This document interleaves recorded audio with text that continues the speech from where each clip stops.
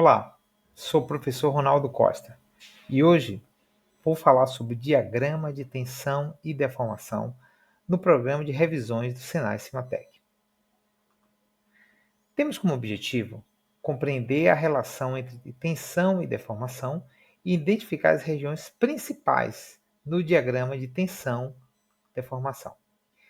Vamos avaliar propriedades mecânicas, onde nessas podemos avaliar a resistência à tração e compressão, a resistência à flanqueação transversal, resistência ao impacto, resistência à fadiga, afluência, dureza, plasticidade, ductibilidade e tenacidade.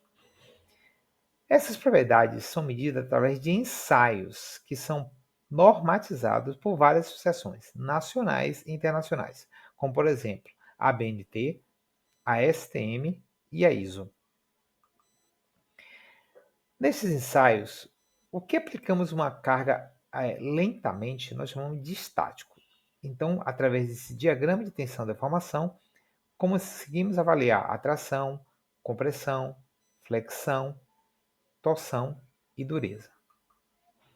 A tensão é a medida da intensidade de forças internas atuando dentro de um corpo. Ela mede a força por unidade de área. A deformação, não. A deformação é uma mudança na forma ou dimensão, quando um corpo é aplicado uma força ou mudança de temperatura. Essas tensões e deformações elas são avaliadas através de ensaios. Nesses ensaios de tração e compressão, somos capazes de medir uma curva de tensão e deformação através do processo de tração ou compressão de um dado corpo. Nesse diagrama, nós podemos avaliar alguns pontos, como por exemplo a elasticidade, escoamento, tensão máxima, a plástica, a área plástica, a tenacidade, a resiliência. Vamos avaliá-los. Nesse diagrama, a tensão ela pode ser máxima, você pode ver o escoamento e ruptura, enquanto a deformação ela pode ser elástica ou plástica. Este é um típico gráfico de tensão e deformação. Nessa primeira região, nós avaliamos exatamente o ponto da elasticidade de um dado material. Neste, podemos observar que esta região precede a deformação plástica e ela é reversível e desaparece quando a tensão é removida.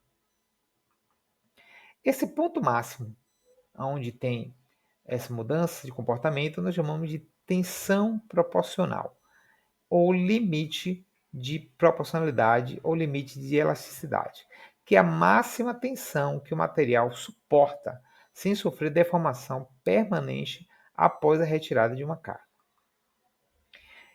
Conseguimos medir o módulo de elasticidade, ou módulo de Young, através do quociente entre a tensão aplicada e a deformação elástica resultante. Esse está relacionado com a rigidez do material e depende fundamentalmente das forças de ligações interatômicas. A resiliência é a capacidade do material em absorver energia quando este é deformado elasticamente e liberá-la quando descarregá-la. E ela representa essa região aqui do diagrama tensão versus deformação.